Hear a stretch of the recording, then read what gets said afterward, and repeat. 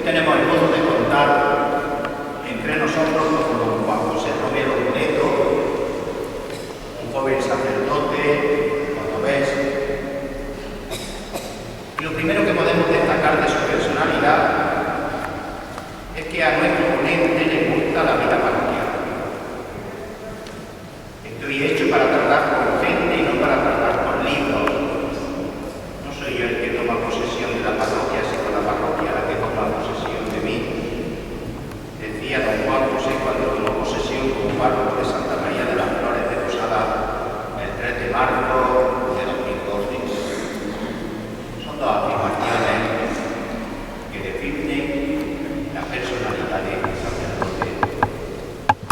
Personalidad de este sacerdote que esta noche nos hablará de María, Madre de la Iglesia, la luz del Concilio Vaticano II.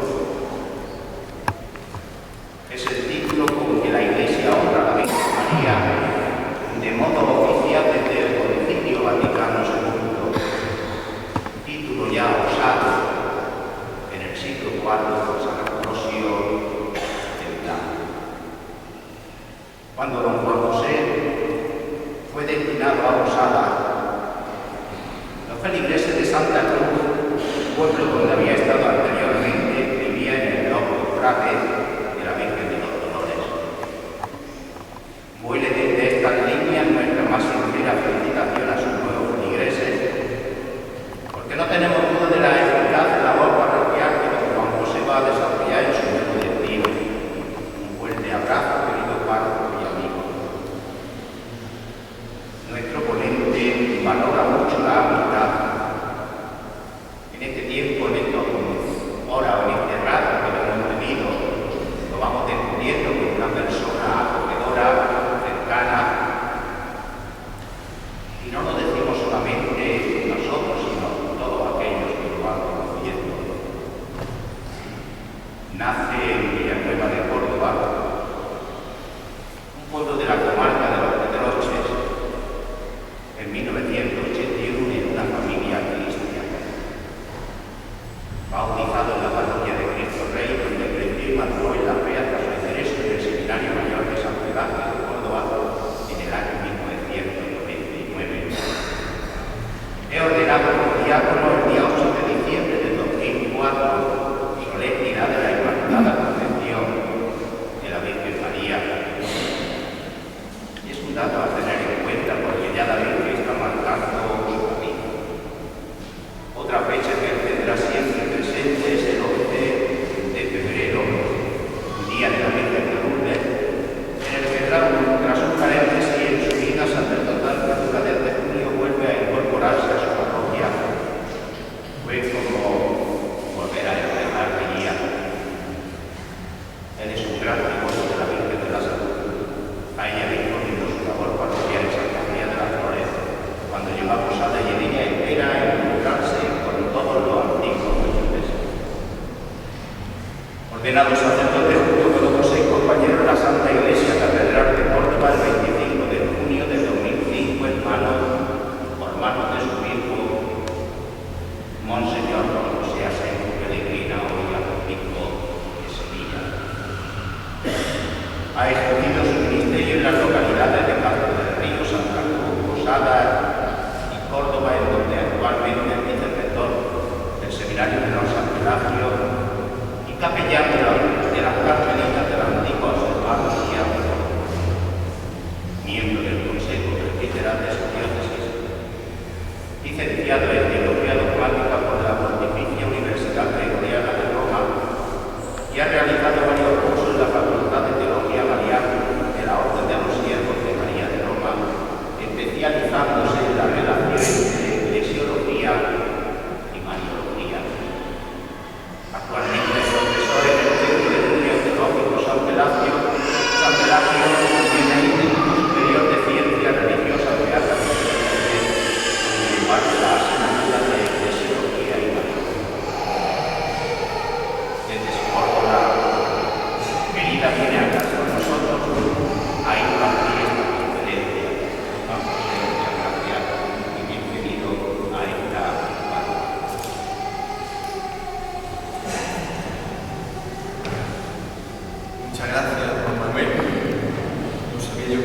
tanto de venir.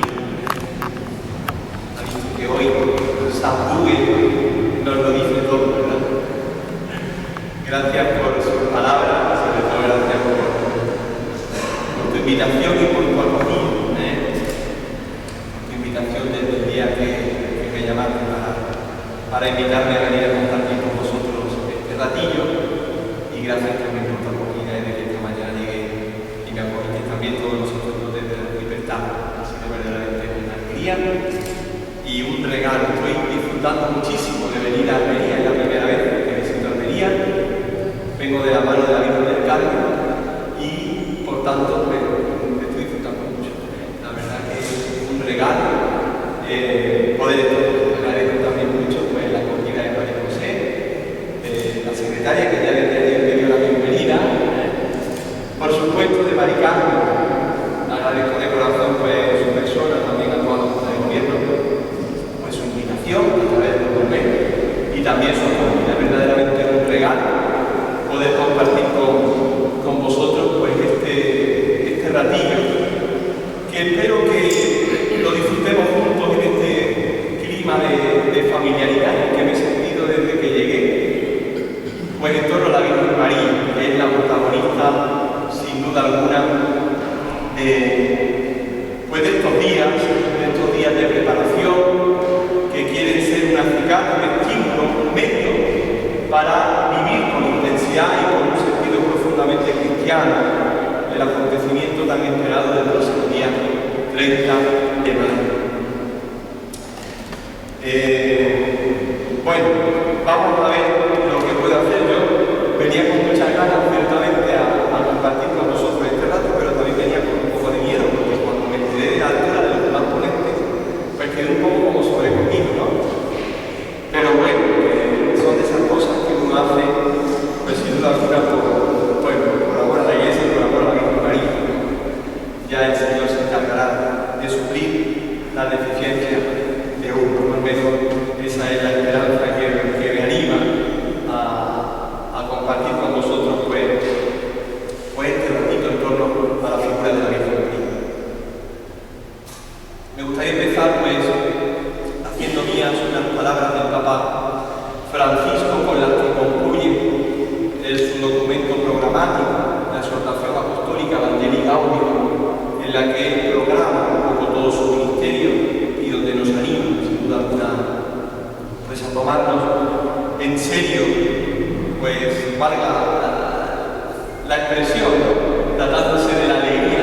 Él nos invita a que nos tomemos en serio el ser testigos de la alegría. El ser testigos de la alegría concluye con una oración preciosa a la Virgen del Carmen, a la Virgen María, perdón. Nosotros se la dirigimos hoy a la Virgen del Carmen, a la que contemplamos especialmente gozosa en este tiempo de Pascua. Ella se alegra por la resurrección de Jesucristo, fue la primera en ser testigo de este acontecimiento, estamos seguros, aunque no nos lo cuenten así los evangelios, estamos ciertos, no nos cabe la menor duda de que fue María, a la primera a la que se le apareció el Señor resucitado, la última en velar su sepulcro, la primera, estoy seguro. Estamos seguros de ser testigos y partícipes de la alegría de la resurrección. Y María, ahora la contemplamos también a ella resucitada. Desde su asunción a los cielos, María participa ya plenamente de la resurrección de su Hijo Jesucristo, en cuerpo y alma. El corazón vivo y palpitante de María, junto al corazón vivo y palpitante de Jesús, son los dos únicos corazones que están vivos en el cielo, que están vivos y palpitando. Corazones de carne, porque son corazones humanos. Pues vamos a poner ese corazón vivo y palpitante de amor por nosotros de la Virgen María, pues los frutos de esta conferencia y de estos preparativos que está llevando a cabo con tanta ilusión y con tanto empeño para que sea verdaderamente un acontecimiento de gracia, un momento de renovación espiritual y de crecimiento de nuestra vida cristiana. Virgen y Madre María, tú que movida por el Espíritu acogiste al verbo de la vida en la profundidad de tu humilde fe, totalmente entregada al Eterno, Ayúdanos a decir nuestro sí ante la urgencia más imperiosa que nunca de hacer resonar la buena noticia de Jesús. Tú, llena de la presencia de Cristo, llevaste la alegría a Juan el Bautista, haciéndolo exultar en el seno de su madre. Tú, estremecida de gozo, cantaste las maravillas del Señor. Tú, que estuviste plantada ante la cruz con una fe inquebrantable y recibiste el alegre consuelo de la resurrección, recogiste a los discípulos en la espera del Espíritu para que naciera la Iglesia evangelizadora. Consíguenos ahora un nuevo ardor de resucitados para llevar a todos el Evangelio de la vida que vence a la muerte. Danos la santa audacia de buscar nuevos caminos para que llegue a todos el don de la belleza que no se apaga. Tú, Virgen de la escucha y la contemplación, Madre del amor, esposa de las bodas eternas, intercede por la Iglesia de la cual eres icono purísimo, para que ella nunca se encierre ni se detenga en su pasión por instaurar el reino. Estrella de la nueva evangelización, ayúdanos a resplandecer en el testimonio de la comunión, del servicio, de la fe ardiente y generosa, de la justicia y el amor a los pobres, para que la alegría del Evangelio llegue hasta los confines de la tierra y ninguna periferia se prive de su luz. Madre del Evangelio viviente, manantial de alegría para los pequeños, ruega por nosotros. Amén. Aleluya.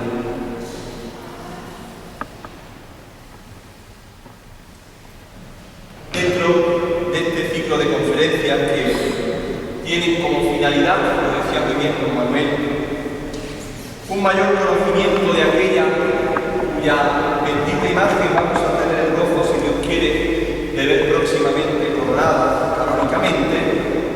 Hoy nos vamos a ocupar de un tema que nos toca a nosotros muy de cerca y de una manera muy directa.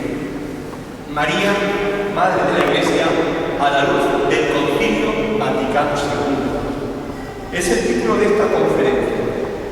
Bajo este título se encuentran recogidos los pilares que han de justificar y sostener el papel de la Virgen María en la comunidad de los discípulos de su Hijo, así como nuestra relación con ella. En este título, María, Madre de la Iglesia, se encierra, por una parte, el papel, el protagonismo de María en la vida de la Iglesia y, por tanto, nuestra relación filial de hijos para con ella. Me gustaría, sin ser muy pesado, pero no serlo, hacer un pequeño recorrido hasta llegar a comprender el porqué de esta proclamación por el Papa Pablo VI de María, Madre de la Iglesia. Dará el Papa el día 21 de noviembre del año 1964.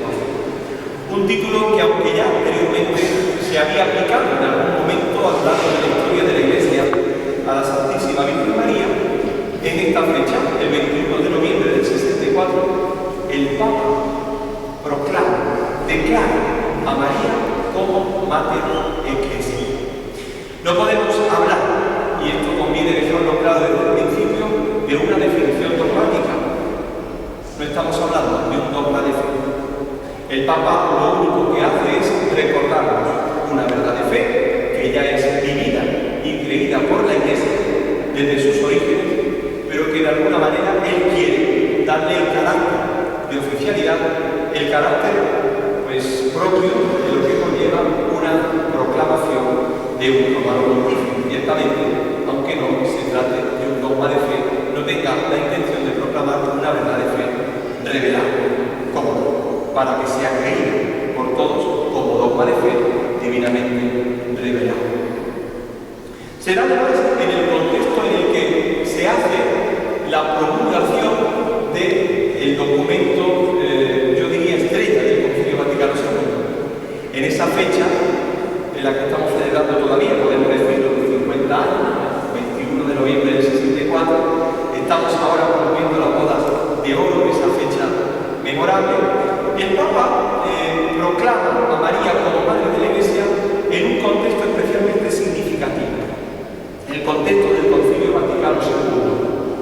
en el momento preciso en el que el Papa promulgará el documento estrella, como digo, que es la Constitución acerca de la Iglesia, la Constitución dogmática Lumen Gentium. En ese contexto, al ser proclamada esta Constitución que habla sobre la naturaleza y sobre la visión de la Iglesia hoy en el mundo actual, el Papa promulgará, declarará a María como Madre de la Iglesia.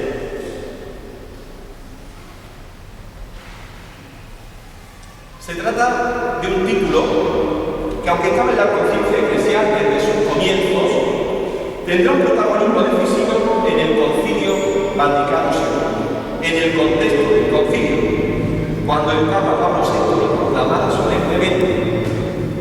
Así, dirá el Papa, así pues, para gloria de la Virgen y consuelo nuestro, nos proclamamos a María Santísima, Madre de la Iglesia, es decir, Madre de todo el pueblo de Dios, así de los fieles como de los pastores, que la llaman Madre Amorosa, y queremos que desde ahora en adelante sea honrada e invocada por todo el pueblo cristiano con este grandísimo título.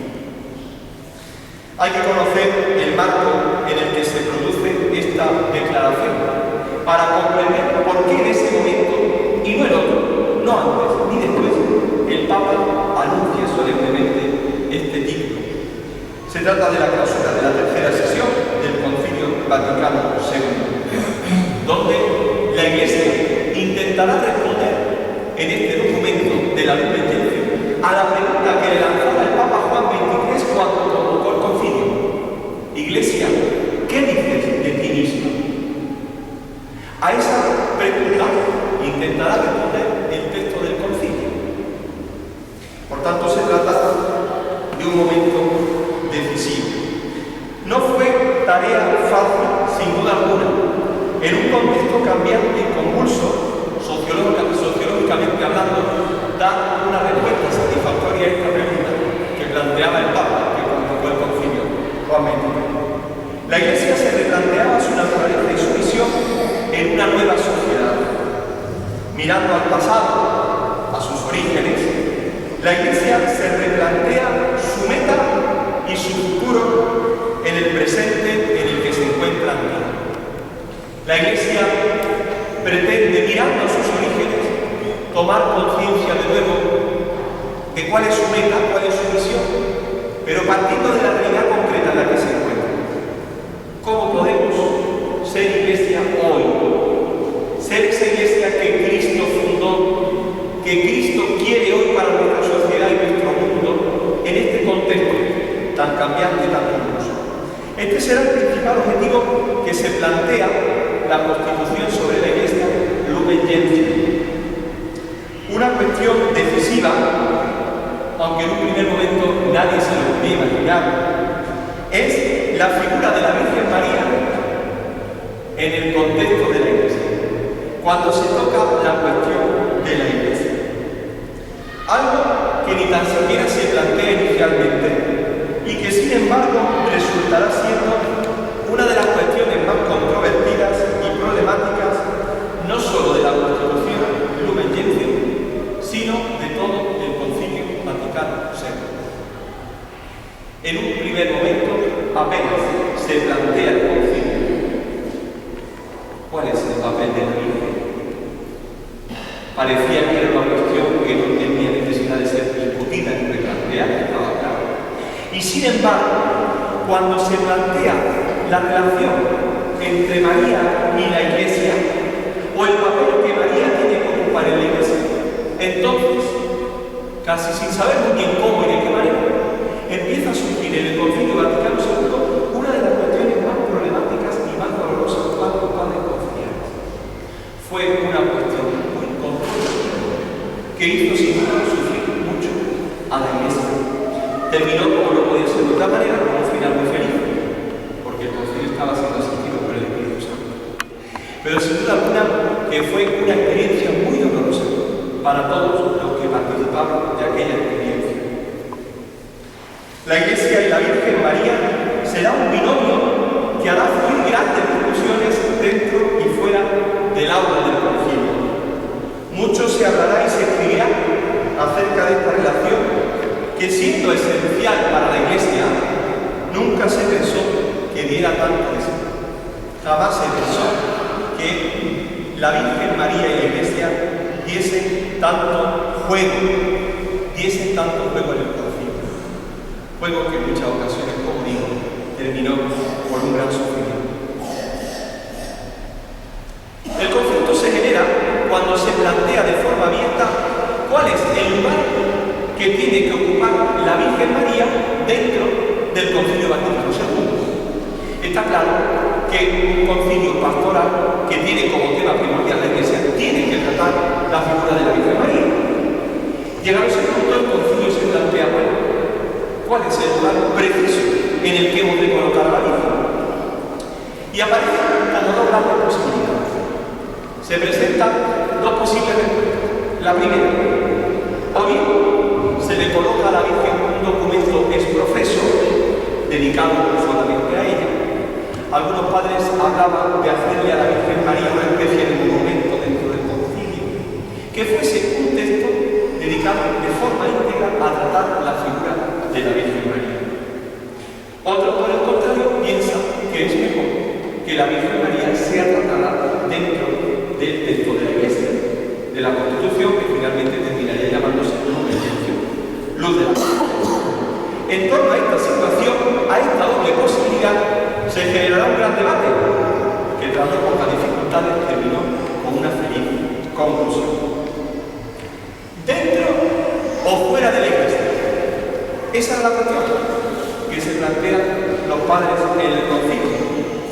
Unas veces será colocada dentro, otras veces será colocada fuera, y así pasará la Virgen los 3 años que duró el concilio.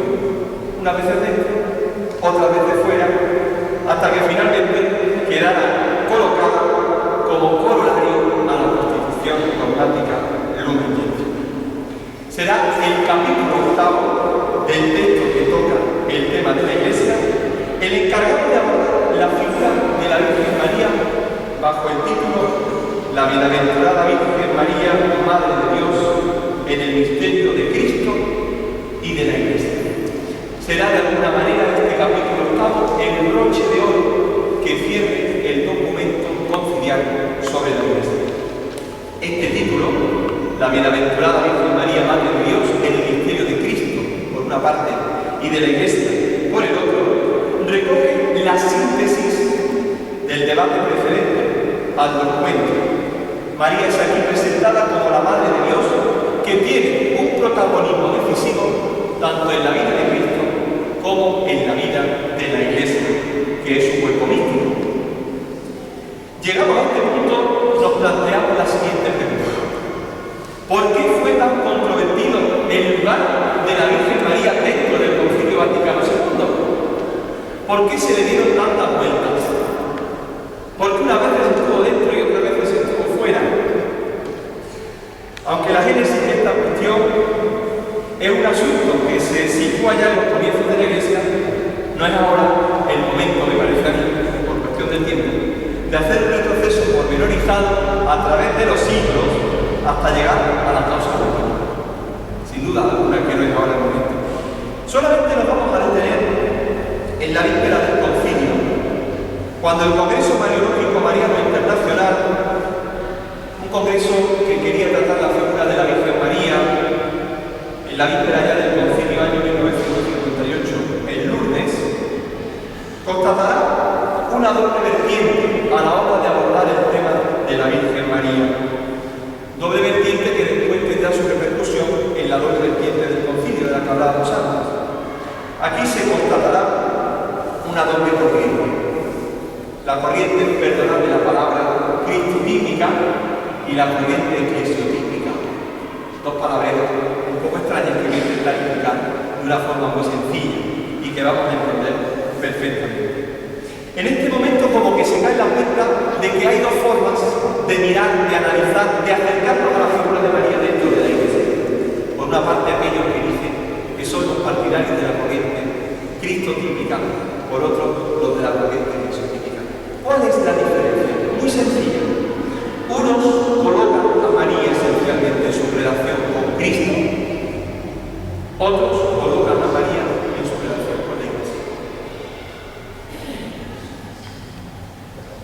La diferencia entre una y otra es que mientras la cristotípica pone de relieve la figura de María en relación con su Hijo Jesucristo, y para ello se centrará de una manera especial en las prerrogativas, podemos decirlo así, o en los privilegios que tendrá María por ser la Madre de Cristo, colocándola así en una esfera, podemos decir, en una dimensión mucho más elevada a la nuestra, en una dimensión celeste. Para los defensores de la corriente jesuítica, lo más importante es la relación de María con la Iglesia, o lo que es lo mismo, que María es una de los nuestros, es una de nuestra familia, es una de nuestro grupo, es una en la que hemos cumplido y realizado de forma definitiva esos proyectos que Dios tiene también pensados y programados para cada uno de nosotros.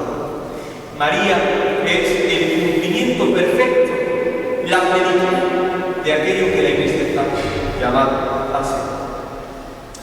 Pero para llegar a comprender por qué será esta doble corriente, aquellos que ven a María en su relación con Cristo y por tanto la consideran como una figura del todo excepcional, mientras que otros la ven en su relación con la Iglesia y la consideran como una figura muy cercana a nosotros, una de las nuestras. Para llegar a comprender por qué se hace esta diferencia entre una visión y otra, es necesario que consideremos algunas claves históricas que nos van a ayudar a entender el por qué se llega a esta situación. Vamos a señalar algunas etapas de las más significativas y espero poderlo hacer de una forma rápida, sintética y comprensible. Nos tenemos que remontar a la doctrina de los santos padres. Los santos padres son aquellos doctores de la Iglesia que en los primeros siglos del cristianismo, podemos decir, asientan las bases de la fe cristiana. Un tema fundamental que tratarán los santos padres al comienzo del cristianismo, cada vez que la figura de María, será el presentarla como la nueva. María es, ante todo y sobre todo, para los padres, la nueva Eva. Si por la negativa de Eva el plan de Dios nos vino la ruina, por la aceptación, por el sí grande y generoso de María al plan que Dios tiene sobre ella, nos vendrá la salvación. Si por la desobediencia de Eva vino nuestra ruina, por la obediencia de María, la nueva Eva, nos vendrá la salvación. Del paralelismo Eva-María, una relación que está en los santos padres al comienzo de la Iglesia muy presente. María es la nueva Eva, la que ha hecho posible de alguna manera con su sí que el plan de la salvación de Dios llegue a realizarse, a concretarse en Jesús en medio de nosotros. De este paralelismo se pasará al paralelismo Eva-Iglesia. Lo mismo que contraponen los santos padres a Eva, la esposa de Adán, con la nueva Eva en su relación con Cristo, el nuevo Adán, pasarán después a considerar la relación entre Eva y la Iglesia. Dirán que si Eva engendra hijos para la perdición, la Iglesia engendra hijos para la salvación, evidentemente a través del sacramento del bautismo. Ambas, María y la Iglesia, tienen características comunes en su relación con el nuevo Adán y con los redimidos. Por tanto, del paralelismo Eva-María, Eva-Iglesia, o de este doble binomio, de este doble paralelismo, se pasará al final al paralelismo María-Iglesia, hasta el punto que los santos padres llegarán a decir prácticamente lo mismo de María que de la Iglesia que de María. Para los santos padres, hablar de María es hablar de la Iglesia consumada, es hablar de la Iglesia perfecta. Y hablar de la Iglesia es hablar también de eso que está llamado a cumplirse, a planificarse en María y como María. Por tanto, llegará un momento en el que los santos padres hagan una unidad de María y la Iglesia, son la misma cosa. María es la Iglesia ya perfectamente cumplida. La Iglesia peregrina mira y contempla en María lo que está llamada a ser, lo que en ella ya se ha realizado en plenitud. La Virgen y la Iglesia se iluminan y se comprenden mutuamente, podemos decir que a lo largo del primer milenio cristiano.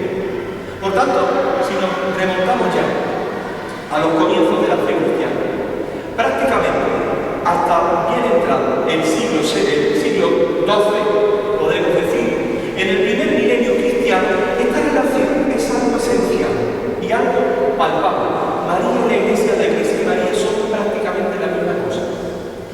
Sin embargo, a comienzos del siglo XII se producirá un cambio que de alguna manera será una cierta ruptura con esa tradición anterior del primer milenio, en el que María y la Iglesia son una misma cosa.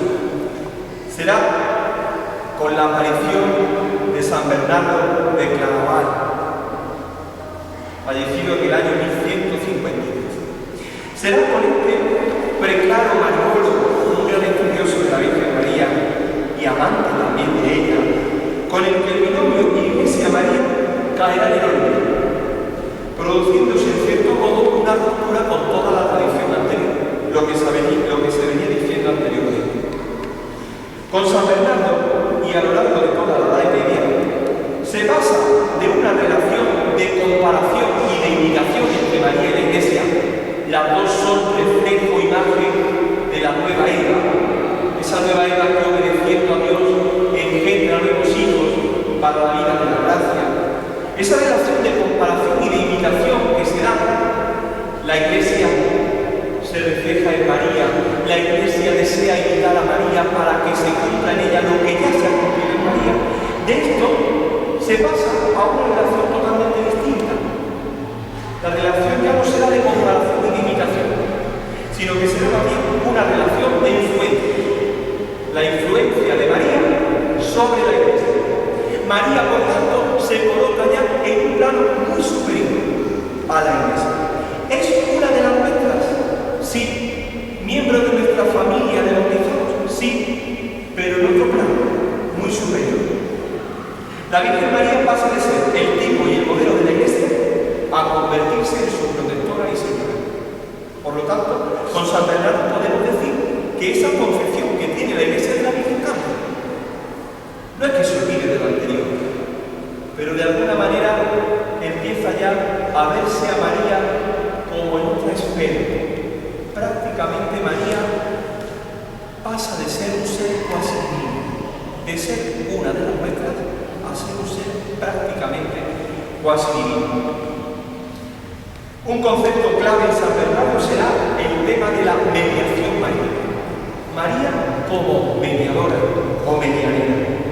Él se distancia así de los santos padres que sitúan, que identifican a María con la Iglesia para colocar a la Virgen en una posición intermedia entre la Iglesia y Cristo, por encima de la Iglesia y por debajo de Cristo.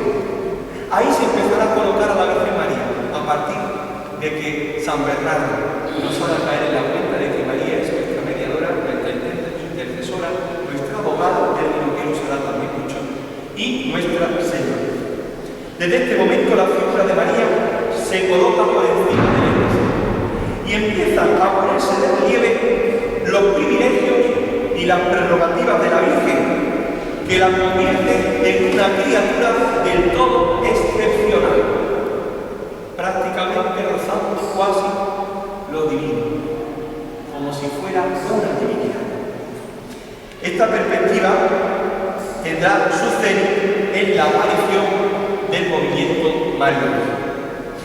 Desde San Bernardo vamos en el transcurrir de los siglos hasta llegar al siglo XIX. El siglo XIX será especialmente conocido en lo tocante a lo referente a María en la Iglesia como el siglo del movimiento mariano. Por lo tanto, si en el primer milenio podemos decir que María es vista en esa relación con la Iglesia esencialmente, en el segundo milenio, desde el comienzo del segundo milenio hasta prácticamente el año 1958, con el Congreso de Lourdes al que me he referido antes, María será colocada en su relación con Cristo, por tanto, por encima de la Iglesia, aunque siempre por debajo de Cristo. En el siglo XIX tendrá lugar el llamado movimiento mariano, un movimiento que hunde sus raíces en el siglo XVII. El siglo XVII en todo el mundo, especialmente en España, es un tiempo, un siglo, en el que la devoción mariana tiene un gran boom. La piedad mariana empieza a florecer de una manera extraordinaria por todas partes. Eso tiene su repercusión y lo vemos incluso en el arte. El arte es un claro ejemplo.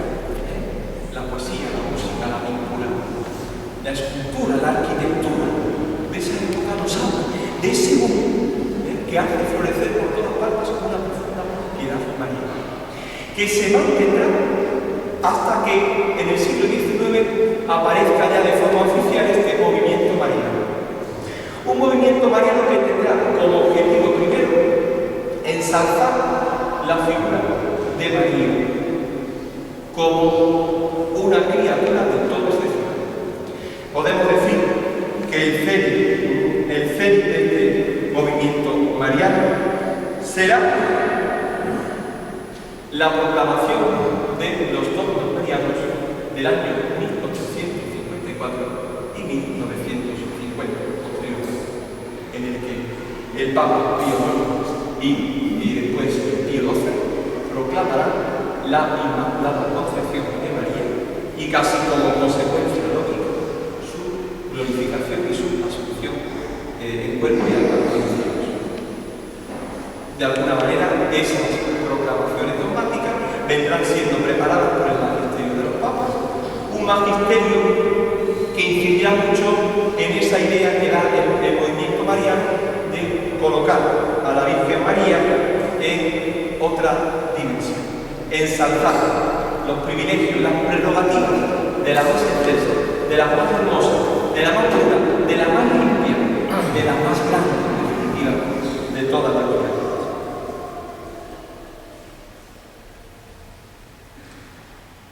La preparación, y ya me voy acercando al Concilio Vaticano II, ahora vamos a entender ya mejor por qué esa discusión, ¿verdad?, entre María dentro y María fuera.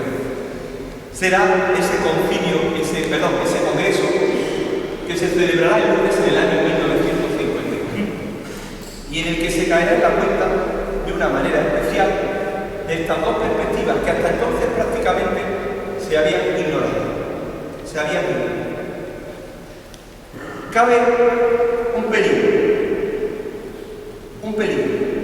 El peligro es el de radicalizar las posturas. Caemos en la cuenta de esta doble manera, podemos decir, de mirar a la Virgen María, y enseguida la primera tentación que aparece es la de colocarla en un sitio o en el otro. Y esto se empieza a ver ya en este Congreso de Lourdes, donde hay ciertas posiciones que empiezan a radicalizarse. Los radicalismos, son siempre peligrosos. La doctrina mariológica de que se trata en este Congreso, que hasta entonces estaba centrada prácticamente, no olvidemos el segundo milenio, entre la relación que existe entre María y Cristo, recupera a partir de ahora su dimensión eclesiológica. María vuelve a ser vista de alguna manera como miembro eminente de la Iglesia. Comenzamos a recuperar una perspectiva que parecía que durante casi un milenio había estado olvidada. Se nos había casi olvidado que María era una de los nuestros y que estaba en medio de nosotros. De este modo, como preparación para la doctrina mariana conciliar, se definirán las corrientes cristotípicas, vuelvo a repetir la palabra preponderante en el segundo milenio y eclesiotípica, preponderante en el primer milenio, típicamente patrística.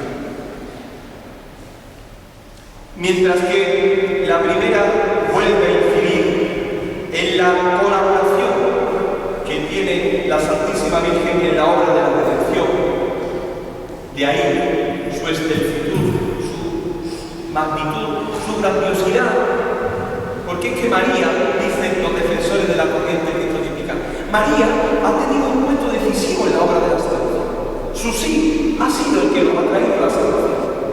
Insisten mucho en esta idea los defensores de esta corriente, de lo que colocan a María esencialmente en su relación con Cristo. Mientras que los segundos, los que defienden la postura cristolítica, dicen sí, pero no podemos olvidar que María es una de nuestras personas. No podemos olvidar que María es una criatura como nosotros, la más perfecta, la mejor de las redimidas. Fue redimida antes de caer en el pecado original, si lo creemos como divinamente revelado. Pero cuidado, es una criatura. Y por tanto, podemos ver en ella este acto cumplido que tiene que cumplirse y que realizarse en cada uno de nosotros. Dicen estos segundos, cuidado, vaya que coloquemos a María tan alta, que nos pueda parecer tan lejana como inalcanzable para nosotros. Ahí se mantendrá la pugna, y ahí es donde hay que procurar encontrar el equilibrio. Por eso, sin duda alguna, cuando llega el Concilio Vaticano II, se ve esa dificultad, que no sabemos muy bien dónde meter a la Virgen María, dentro o fuera de la Iglesia. El capítulo 8 de la Constitución Lumen Gentium, la Constitución sobre la Iglesia, tratará, después de un proceso largo y doloroso, acerca de la Santísima Virgen María. Así, colocando a la Virgen en el texto que trata sobre la Iglesia, quedaba perfectamente contextualizada en el misterio de la Iglesia. La Virgen, a esta conclusión llega definitivamente el Concilio, tiene que ser tratada como miembro de la Iglesia, el miembro más excelso y eminente de los que forman la comunidad de los discípulos de Jesucristo. Esta incorporación dentro de la Constitución sobre la Iglesia fue interpretada por algunos como una victoria de aquellos que defendían el papel de María en la Iglesia y como una derrota de aquellos que defendían que María era ante todo y sobre todo importante por su relación con Cristo. Interpretación equívoca, por supuesto. Nada tuvo que ver esto con la realidad. No pretendía el Concilio, ni mucho menos darle la razón a uno para quedarse a otro. Pero el caso es que fue la lectura y la interpretación que han salido ganando al final aquellos que defendían la relación de María con la Iglesia. El Concilio no se decantó por ninguna de las dos corrientes, solo se limitó a intentar complementarlas para intentar ofrecer así una visión mucho más rica y completa del misterio de María. No se trataba de decantarse por una postura u otra, rechazando la contraria, no, sino de acoger a la otra y de quedarse con lo bueno, con lo positivo, con lo que podía aportarnos y enseñarnos acerca de la figura de María. Así aparece de forma muy clara casi al comienzo del capítulo 8, que afirma de la Virgen que se la reconoce y se la venera como verdadera Madre de Dios y del Redentor. Es el mayor título de María, redimida de la manera más sublime en atención a los méritos de su Hijo y unida a Él de manera íntima y indisoluble, está enriquecida por este don y dignidad. Es la Madre del Hijo de Dios, por tanto, es la hija predilecta del Padre y el templo del Espíritu Santo.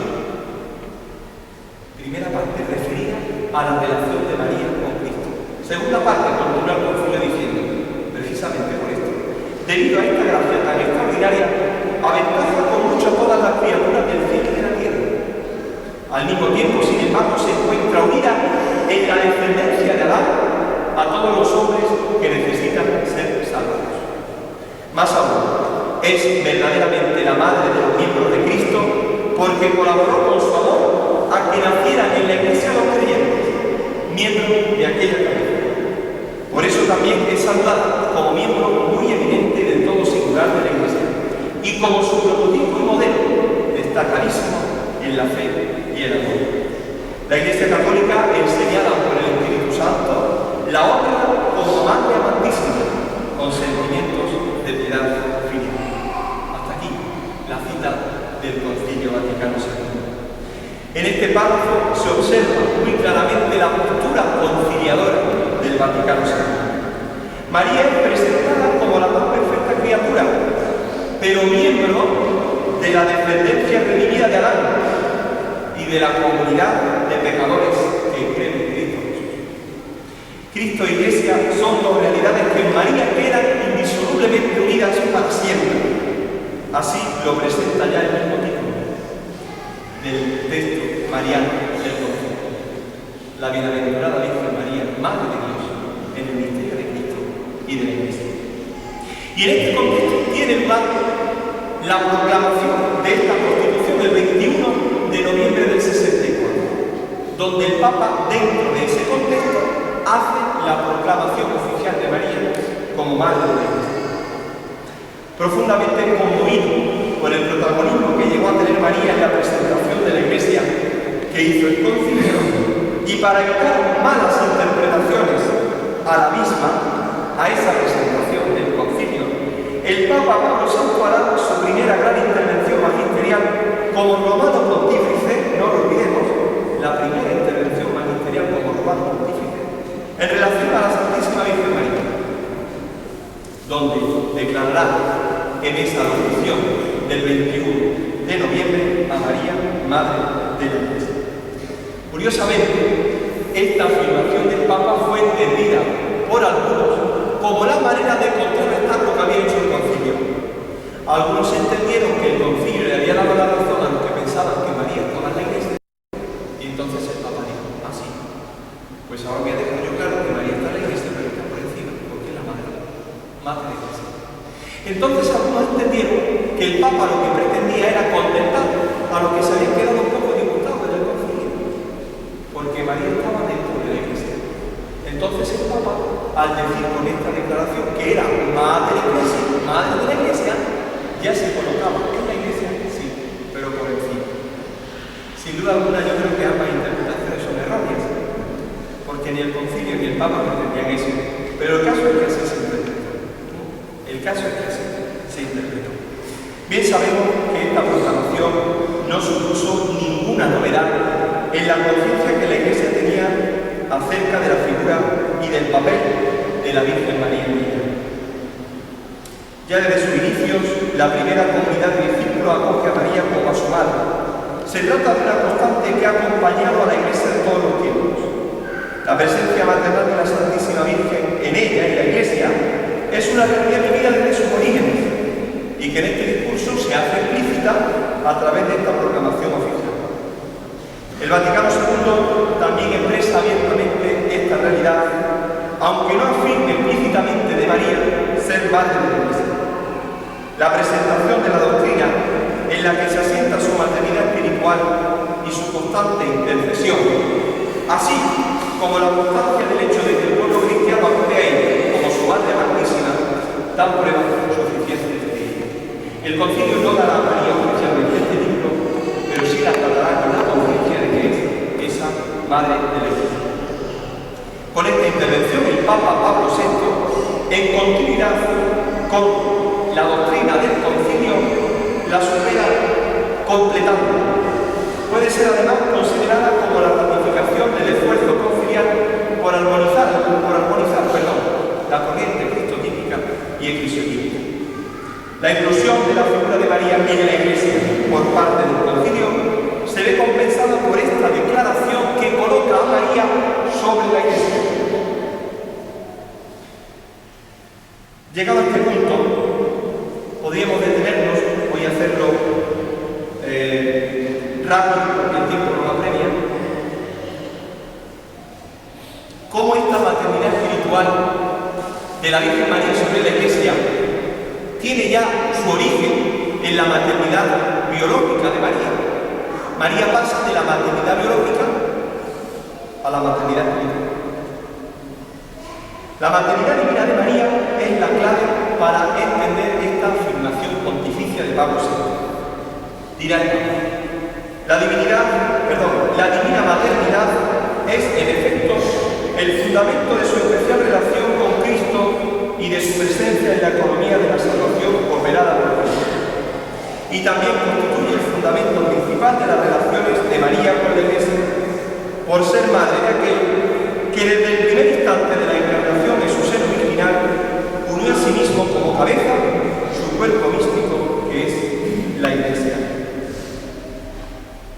De este modo se pone en relación la maternidad espiritual de la Virgen con su maternidad biológica, así como su colaboración con Cristo en la regeneración de la humanidad pecadora, singularmente en su unión con Jesucristo en la obra de la pasión y de su muerte en cruz. En este momento crucial de la vida del Redentor, al que su madre está singularmente unida, podemos decir que se produce el pacto espiritual de María al pie de la cruz, como nos lo recoge San Juan en el capítulo 19. Podemos decir, por tanto, sin miedo a equivocarnos, que dos partos virginales tuvo la Virgen María. Uno biológico y sin dolor, al dar a luz a la persona divina de Jesucristo, cabeza de la Iglesia. El otro espiritual y con grandes dolores, al engendrar la nueva comunidad redimida por la sangre de Cristo al pie de la cruz. De este modo, el título de Madre de Iglesia, de Madre de la Iglesia, no es un título excluyente, es decir, no es un título que podamos referir solamente a la Virgen María como Madre de los creyentes en Cristo. María se convierte al pie de la cruz en Madre de la nueva humanidad, creyentes y no creyentes, miembros de la Iglesia y no miembros de la Iglesia. María es convertida por él, por su Hijo, por voluntad de su Hijo en ese momento, Madre de toda la humanidad. Mujer, ahí tienes a tu Hijo. Y en ese Hijo estaba la humanidad entera. También la comunidad de los discípulos, pero la comunidad entera de los enemigos. Un título que no es excluyente, porque María es, además de Madre de la Iglesia, Madre de toda la humanidad. Pero no olvidemos que después de esas palabras dirigidas a María, vendrán las palabras de los discípulos: Hijo, ahí tienes a tu madre. Ella es Madre de todos. Pero es a la comunidad de los discípulos en la persona de Juan, a nosotros, a los que el Señor nos confía de una manera especial el cuidado de su madre. Ella es Madre de todos, sí, pero sus hijos de la Iglesia son los que tienen que cuidar de ella, como ella cuida de una manera especial también de cada uno de nosotros. Con esta maternidad espiritual de María, dice Jean Galot, el Padre ha querido entregar a la humanidad una conmovedora imagen de la propia paternidad. María está destinada a hacernos comprender que Dios es también Madre. Dios es Padre y Madre, y para comprender la maternidad de Dios nos ha querido dar el maravilloso ejemplo y testimonio de la maternidad. Así, en ella comprendemos cómo Dios es también nuestra Madre. María es esa nueva era, operadora singular en la obra de la redención. Madre, por tanto, de la nueva era. La denominación de María como nueva Eva, ya lo hemos dicho, es la preferida por los santos padres en los comienzos de la Iglesia. La desobediencia de la Virgen Eva encuentra su contraposición en la obediencia de la Virgen María. La negación al plan de Dios llevada a cabo por la madre de todos los que viven se convierte en una total y absoluta acogida del designio salvador del Padre, en el sí de la madre, no ya de todos los que viven, que ese será el sobrenombre con el que será conocida Eva a través de la historia, sino como la madre de todos los que tienen la vida, como él, que es Jesús, el Señor. Con el fiat de la Anunciación, María no solo queda convertida en la madre de la segunda persona de la Santísima Trinidad, sino que a su vez queda vinculada para siempre, de forma radical y total, a la obra redentora de Jesucristo. La Constitución Lumen Gentium lo describe así. Pero el Padre de la Misericordia quiso que precediera la encarnación la aceptación de la madre predestinada, para que de esta manera, así como la mujer contribuyó a la muerte, también la mujer contribuyese a la vida, lo cual se cumple de modo eminentísimo en la madre de Jesús, por haber dado al mundo la vida misma que renueva todas las cosas, y por haber sido adornada por Dios con los dones dignos de un oficio tan grande. Enriquecida desde el primer instante de su concepción con el resplandor de la santidad eternamente singular, la Virgen Nazarena, por orden de Dios, es saludada por el ángel de la Anunciación como la llena de gracia, a la vez que ella responde al mensajero celestial: de aquí la esclava del Señor, hágase en mí según tu palabra, convirtiéndose así, de alguna manera, en colaboradora del todo singular en la obra de la redención. Por esta vinculación de la Virgen María a la persona y obra de su Hijo, no son pocos los que piensan que María puede ser llamada con toda verdad con el título de corredentora, término que ha de ser correctamente explicitado. Si utilizamos este adjetivo aplicado a María, considerando su cooperación a la redención llevada a cabo por su Hijo Jesucristo, hemos de tener claro una cosa: que solo Él es nuestro único Salvador. Así nos lo recuerda precisamente hoy la carta, el texto que hemos leído en la misa de los Hechos de los Apóstoles. No se nos ha dado otro nombre que pueda salvarnos. La salvación es obra exclusiva de Dios. Solo Él puede librar a la humanidad del pecado y de sus consecuencias, para hacerla partícipe de una nueva vida. De ahí que no podamos colocar la función de María en la obra redentora en el mismo plano o al mismo nivel que su Hijo Jesucristo, como si se tratase de una cuestión llevada a cabo a partes iguales por la madre y por el Hijo. No es así. Como debemos entender, esta expresión no exenta de graves confusiones, un término que hay que usar con mucha cautela. La cooperación de María en la visión de Jesucristo se sitúa en otro plano. María es criatura, no lo olvidemos, la más perfectamente redimida y la más excelente de todas, pero al fin y al cabo criatura. Por eso su colaboración, aun siendo esencial, se coloca en el plano de lo creado. Se trata, por tanto, de un protagonismo preeminente en la obra redentora llevada a cabo por el Dios encarnado, pero no de una intervención absolutamente necesaria. Protagonismo decisivo sí, pero sin olvidarnos que Dios podía haber redimido al mundo sin María. Quiso hacer que María fuera necesaria para llevar a cabo el plan de la salvación, ciertamente, pero pudo haber hecho que no fuera necesaria. Es necesaria porque así lo ha querido Dios, pero no porque tuviera que serlo necesariamente. Parece un trabajo, pero creo que es importante que esto quede claro. Para hablar de esta excepcional colaboración de María en la redención de la humanidad pecadora, es mucho más adecuado usar el título de Nueva Eva, un término usado ya desde los albores de la fe cristiana y en sintonía con la tradición más genuina de la Iglesia. La entera consagración de la Virgen Madre al designio salvador de Dios sobre ella y sobre toda la humanidad, que comenzará en el momento de la Anunciación, se prolongará durante toda la vida terrena del Redentor, hasta el momento de la consumación de la obra de Cristo en el arca de la cruz.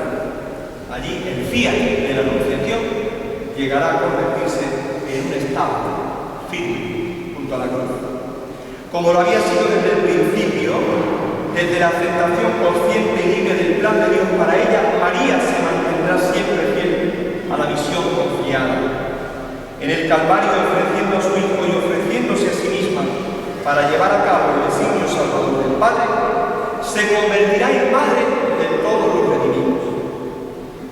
Ella mantuvo fielmente su unión con el Hijo hasta la cruz, junto a la cual, no sin designio divino, se mantuvo erguida, sufriendo profundamente con su unigénito y asociándose con entrañas de madre a su sacrificio, consintiendo amorosamente la inmolación de la víctima que ella misma había engendrado, y finalmente fue dada por el mismo Cristo Jesús, agonizante en la cruz, como madre al discípulo por el corazón. Mujer, he ahí Esta es la explícita y sobrecogedora descripción que nos hace el propio concilio. Ahora bien, la maternidad espiritual de María sobre la nueva humanidad, redimida por la sangre de Jesucristo, no se limita de forma exclusiva a su colaboración en la adquisición de las gracias que nosotros necesitamos para poder vivir en gracia, para vivir en santidad, sino que además la función de María como madre de la nueva humanidad no se limita a que ha colaborado con Cristo para adquirirnos esas gracias que nos santifican. María no solo colabora en la adquisición de la gracia, sino también en la distribución de las gracias. Gracias que en parte hemos conseguido a su colaboración, a su sí generoso y entregado, ahora son gracias que ella puede de alguna manera y quiere distribuir a manos llenas en medio de sus hijos. Desde el cielo, María no se cansa de velar e interceder con amor paterno por todos sus hijos en el orden de la gracia.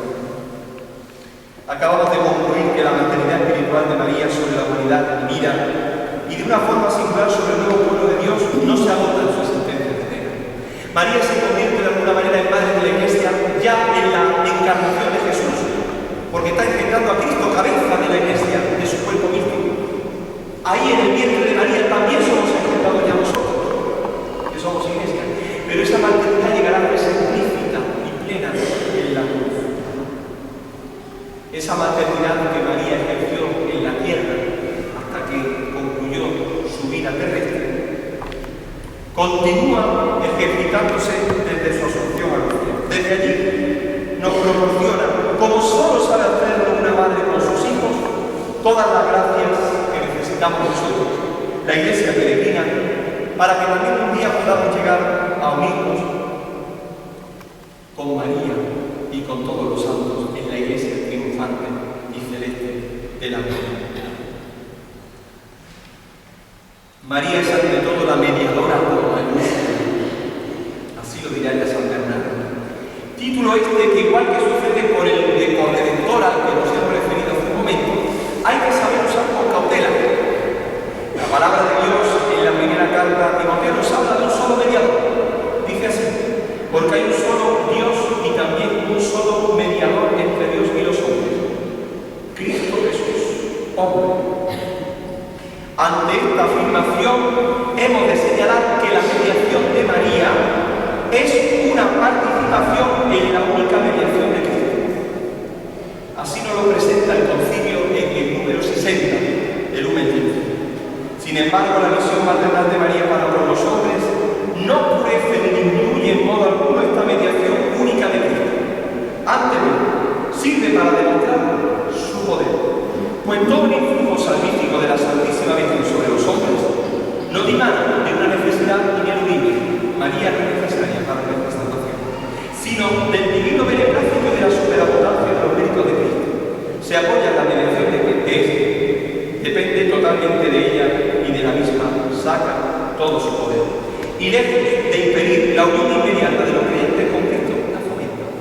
María nunca puede ser un obstáculo para unirnos a Cristo, no lo es. Por eso no tenemos que tener ningún miedo a fomentar la auténtica y verdadera piedad y devoción mariana. Cuando son de verdad, jamás nos separarán, nos alejarán de Cristo, jamás. Siempre nos acercarán y mucho, y de la mejor manera. Por eso, teniendo esto claro, que la mediación de María es una mediación subordinada, que tiene su eficacia la única mediación de Cristo, no tenemos por qué tener miedo a tener devoción a María, cuanta más mejor. No nos asustemos. Hay ciertos ambientes todavía hoy en la Iglesia que parece que tienen cierto recelo a la devoción mariana, como si eso nos hiciera olvidar que el protagonista es Cristo, que eres el centro. No lo creéis. Cuando la devoción a María es auténtica y verdadera, jamás es un obstáculo y una dificultad, jamás. Es siempre el mejor medio para acercarnos a Cristo. Es el mejor camino para vivir nuestra vida cristiana. Es el mejor camino para llegar a Dios. ¿Por qué? Porque es el camino que ha querido escoger Dios para llegar a nosotros. Si es la mediación que Dios ha querido escoger para llegar a nosotros, ¿por qué nosotros vamos a acoger o vamos a acoger otra mediación que no sea ella, o vamos a despreciarla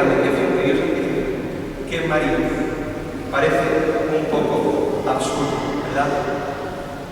La Virgen María, desde su asunción a la gloria celeste, ejerce su función maternal sobre los hijos renacidos en el bautismo de diversos modos. Primero, María intercede como singular medianera o mediadora ante el trono de Dios para alcanzarnos la gracia que necesitamos y que le pedimos. Velando continuamente con gran solicitud por todos nosotros, tiene como tarea alcanzarnos del Señor lo que nos conviene, lo que necesitamos en cada momento para poder cumplir como ella el designio salvador que Dios tiene para cada uno de nosotros.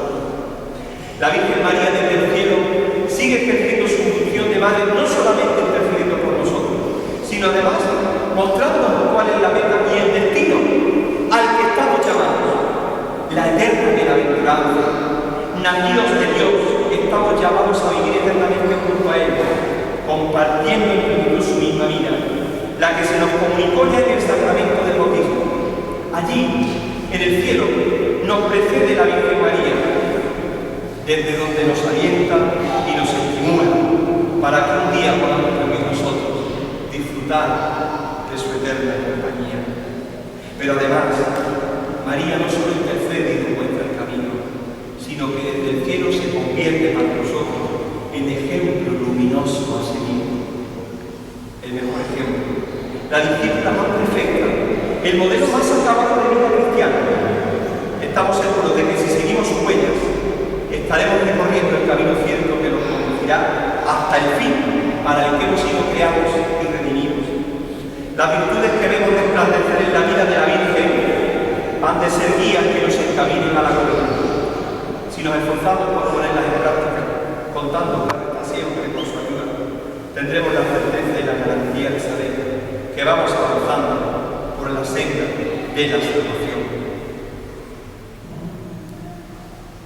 Concluyo refiriéndome a una expresión de Pablo en la carta a los Filipenses, que bien creo que podemos sacar a colación en este contexto. Vosotros sois mi corona. No hay mayor alegría para una madre que ver en su descendencia un reflejo y una prolongación de lo bueno que hay en ella. Tampoco hay mayor satisfacción para un buen hijo que parecerse a su madre en aquello que la admira.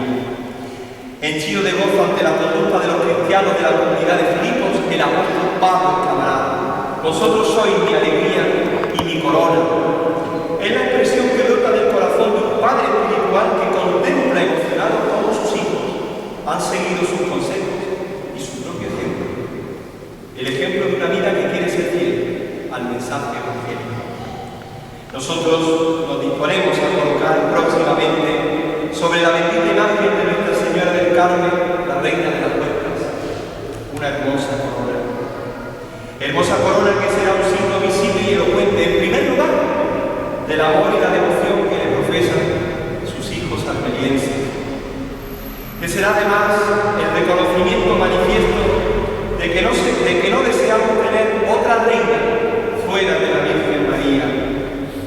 Así lo expresará hermosísimamente San Luis María Guillón de Montfort en lo que él llamará la esclavitud mariana, y así nos lo recordará el grande Juan Pablo II, un verdadero hijo de María, con su consagración papal, ¿verdad?, con ese lema del totus tuus, la consagración bautismal vivida en clave mariana, como María y como María. Eso significa querer hacer de María la reina de nuestra vida y de nuestro corazón. Querer vivir nuestro bautismo, nuestra consagración a Dios como María y como María. Por otra parte, la coronación de la Virgen bendita del Carmen, Reina de las Puertas, es un rito que nos recordará la única y verdadera coronación de María. Tras su exaltación al cielo, la Virgen ha sido glorificada en la totalidad de su ser y ha sido colocada muy por encima de todos los bienaventurados. Coronada por la Santísima Trinidad, es la criatura que ocupa el puesto más elevado de la gloria y al mismo tiempo, curiosamente, el más cercano a cada uno de nosotros. La coronación de la Santísima Virgen nos habla de que su vida, toda ella, fue grata a Dios. Nos lo recuerda también el mismo Pablo en otro pasaje. Los atletas nos dice el apóstol, se privan de todo y lo hacen para obtener una corona que se marchita. Nosotros, en cambio, por una corona incorruptible.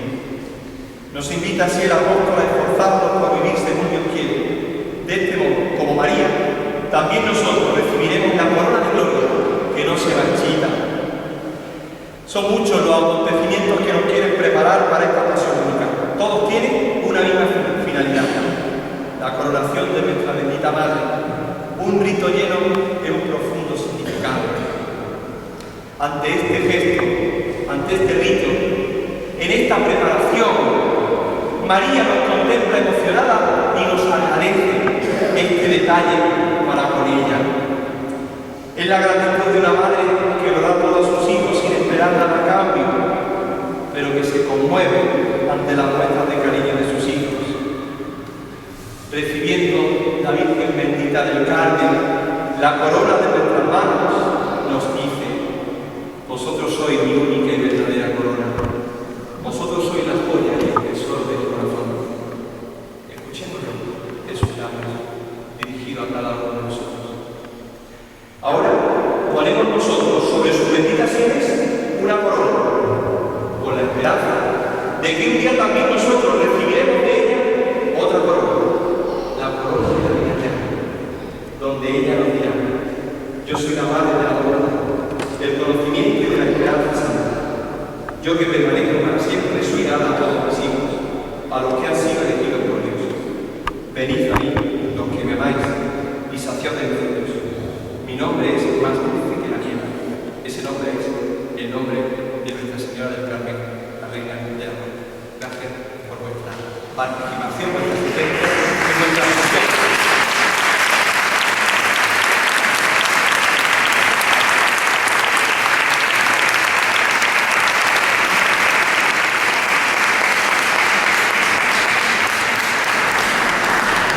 Por su tiempo, por su preparación, me uno a la palabra de Juan Marcos, su cercanía. Y de verdad que para nosotros, una como nosotros, que es María, pues la Madre de Dios, nuestra Madre, que nos cuida, vamos a procurar cuidarla como se merece y queremos que le cuide a usted, porque ella le pagará lo que nosotros no podemos pagar el bien que nos ha hecho esta tarde. Muchas gracias. Queremos hacerle entrega de dos recuerdos. Uno es el escudo corporativo de la hermandad, le hemos hablado antes y lo ha dicho usted que reza por nosotros. Y otro, pues estamos restaurando el manto de la Virgen y entonces pues con el manto de la Virgen le vamos a hacer una bolsa para que pueda llevar el portaviático. Muchas gracias por el detalle, muchas gracias sobre todo al principio por vuestra invitación y por vuestra acogida. Sabéis que estamos todos bajo ese escapulario bendito que nos cuida y nos protege a todos. Os digo lo que le decía San Francisco Javier a San Ignacio de Loyola, los últimos amigos cuando se despedían. Le decía uno al otro, San Francisco, San Ignacio: llévame en el corazón, que el corazón te lleva. Nos ponemos